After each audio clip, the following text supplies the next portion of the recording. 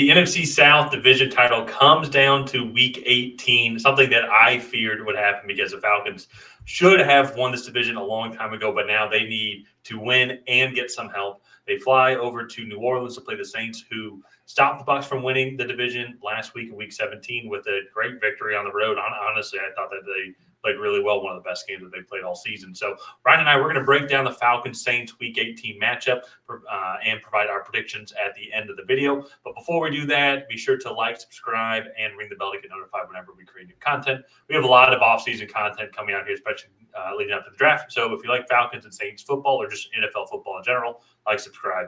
And Ryan, this is so frustrating as a Falcons fan because I was looking at it. I was like, where could our prediction, like where could we end up in picks? And the lowest we could get, I believe, is going to be the 8th pick. And then the highest we could get could be like pick 19 if we win the division and lose the wild card, or if we somehow win a playoff game. And I'm sitting here thinking, and it's just like, I really feel we are a quarterback away from being successful here. We have good offensive line, one of the top running games in the league. We do also need a second receiver. That's something we can talk about in a little bit. And I think the Bucs have been playing decently well. I feel like the Saints are playing about how we all expected they would play. I think because of their cap issues and with their age and their extension, they're always going to be stuck kind of in this mediocrity. And heck, they still won a big game last week. They're giving themselves an opportunity. But both of these teams need to win and have the Panthers win as well against the Buccaneers to win the division. Otherwise, if the Bucs win, then this game is kind of meaningless. So I kind of want to throw it over to you and get your thoughts. What are your thoughts on both of these teams, the seasons that they've had so far, and some objectives to come out victorious? I think a lot of this division as a whole is really similar, right? I think these teams are inconsistent. They have moments in each game where you're like, okay, this is what this offense is supposed to look like. Then they also have moments where you're just kind of like, all right, what was that? What are we doing here? That doesn't make any sense at all.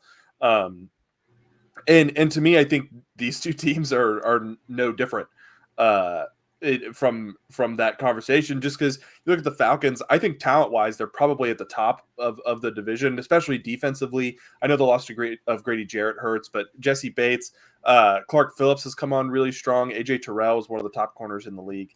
And then on the offensive side of the ball, Drake London, Kyle Pitts, I would say, I wouldn't call elite, but I would say are top tier pass catchers, right? Yeah. Like they're not Justin Jefferson or anything like that. But I think if utilized correctly, that could be an amazing tandem here. And I think that's the big issue for the Falcons is that they don't have an amazing quarterback. They've been going back and forth now between Heineke and Ritter ever since the bye. Yeah.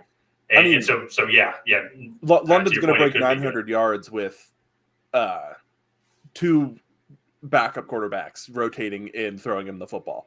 So that's going to be really interesting to kind of see what they're able to do with him next year if they can get that quarterback in place. And then the Saints, I think this goes all the way back to that the Jaguars Thursday night game where it was like they had 2 or 3 good drives, but the Jags were just kind of able to outpace them. And I thought from there they were 500. I thought they would really take an uptick in their offensive production, but it kind of stayed the same, right? It was still really inconsistent. And last week they put on a good performance against the Bucs. I do think that game was actually closer because the Bucs had a fumble. I think it was 23-7. Bucs had a fumble on like the 15 that gave the Saints the ball. They got the ball back and then went down and scored a touchdown after they were well on their way to scoring a touchdown, which could have potentially tied that game and made it a lot more interesting. But with all that said, this is going to be a really close game. I mean, these two teams go back and forth, but yeah, I'm looking forward to this one. This one has a lot riding on it. I'm surprised it's actually a 1:00 game, to be honest. I honestly thought that this was going to potentially be a Saturday game because it was one of the few games where both teams had kind of something to play for. Yeah, because a lot of games where either team already clinched and like their seed was pretty much locked up, or the team was eliminated from the playoffs. But it's going to be interesting to watch here because when the Falcons and the Saints played earlier this year was at Mercedes-Benz in Atlanta, and the Falcons just ran the ball all over the Saints, really controlled the clock. But at the same time, though, too, Saints were able to move the ball. I think they couldn't get a touchdown. They only had 5 field goals. So I think that Falcons are going to have to stop them when they get near the red zone or close to the red zone, make them only kick field goals. That's been the Saints' bugaboo really all year is they drive just stall out. And on the Falcons side, I'll say this now. In this game, I would rather go with Ritter. I think Ritter just has a bigger arm. He can be more explosive than Taylor Heineke. Heineke might have that consistency, but it's just going to be trying to limit down those plays. And I think the playbook is going to be very run heavy. That's how we dominated the game last time. And Saints secondary, when healthy, is one of the better ones in the league, similar to Atlanta. So I think the avenue is going to be trying to run the ball using Bijan Robinson. It's going to be a very hectic environment. It's a big rivalry. So big story, though, to watch, though, throughout the week. Alvin Kamara does have a sprained ankle. The severity is unknown, so his status is up in the air. If they don't have Alvin Kamara, that's going to be a huge, huge loss to this team. Going to be very reliant on Chris Olave and then Jamal Williams and Kendrick Miller, running back by committee in the backfield. Because Alvin Kamara seems like he's been one of Derek Carr's favorite targets to throw to. So yeah.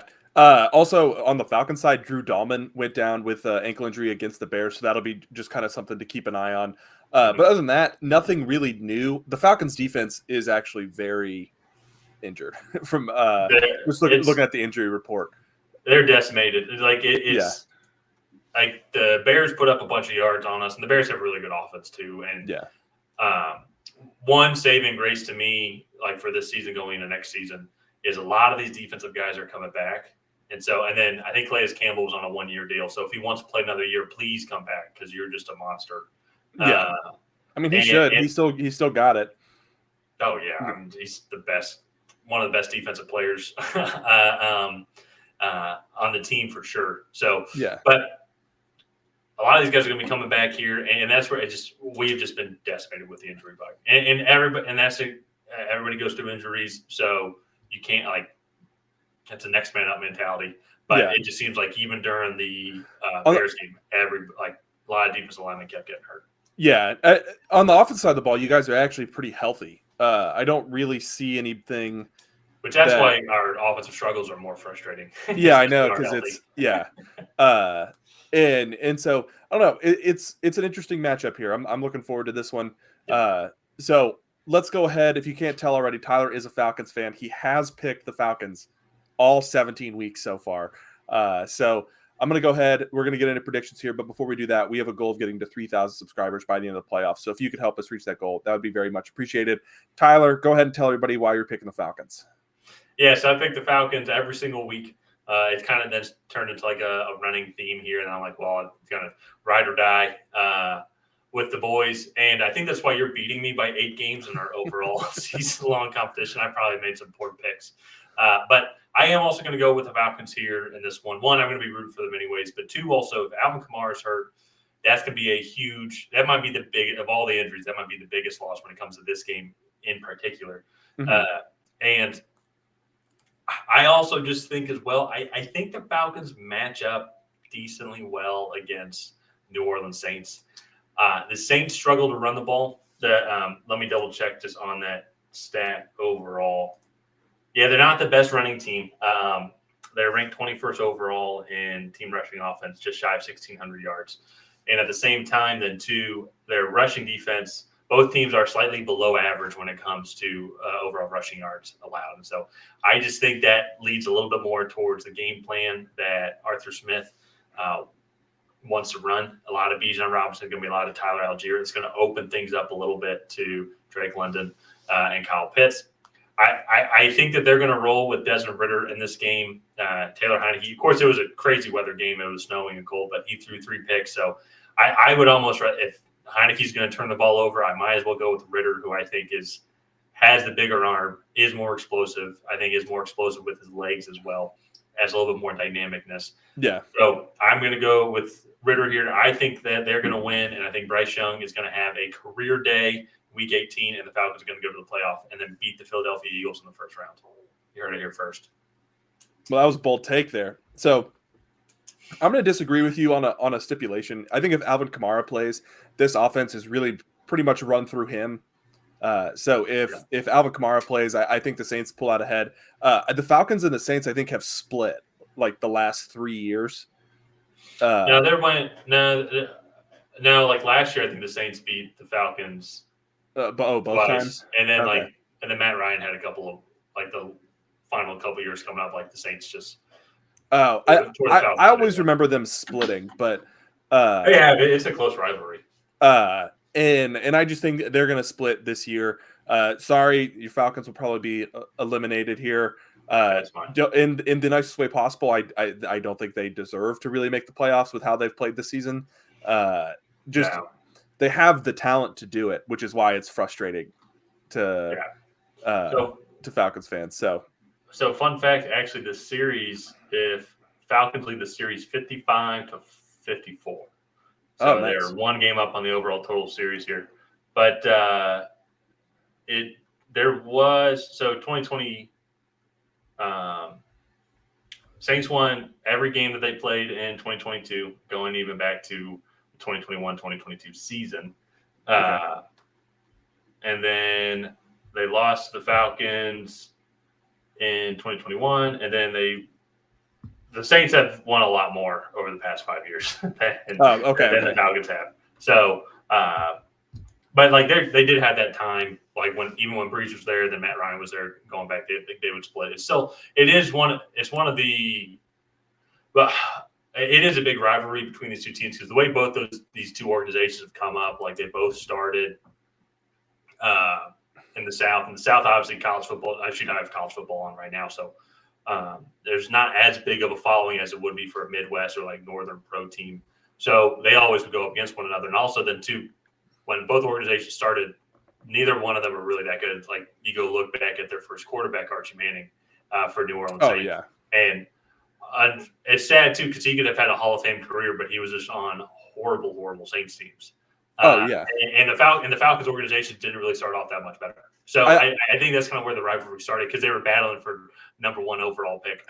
Well, I also think too the rivalry's kind of grown because there's a lot of Saints fans that live in Atlanta now after Hurricane Katrina.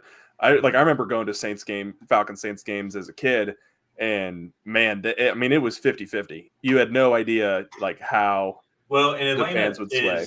It's a transplant. I mean, you both like our parents are from the Midwest, and then they moved down here for work. So there's a lot of people that are like that, anyways. But it's still though. I think having Matt Ryan and Matt Ryan's time here, and then Drew Brees coming over as well was perfect for this rivalry, which was always there. Just because we were the two teams in the South that the newer organizations and the Falcons, I believe, started in the 60s, and then I think the Saints were early 70s, I believe. I'd have to go back and double check. But then they would just go and fight because Miami was always really good. So these two teams were like, all right, well, we're not going to like each other. And that's the extent. And I'll leave a comment. We'd love to know a little bit more about the history and your guys' kind of experience within this rivalry. But it is a historic rivalry, but it just gets lost between, the Browns, Steelers, Niners, Raiders. It just kind of gets lost by some of those. Brady Manning has always been one. Brady Manning is not a bad one, I would say. Colts Patriots was one for a while, but it was because Brady Manning. Eagles, Cowboys, this one just doesn't get talked about nearly as much. Jets, Giants.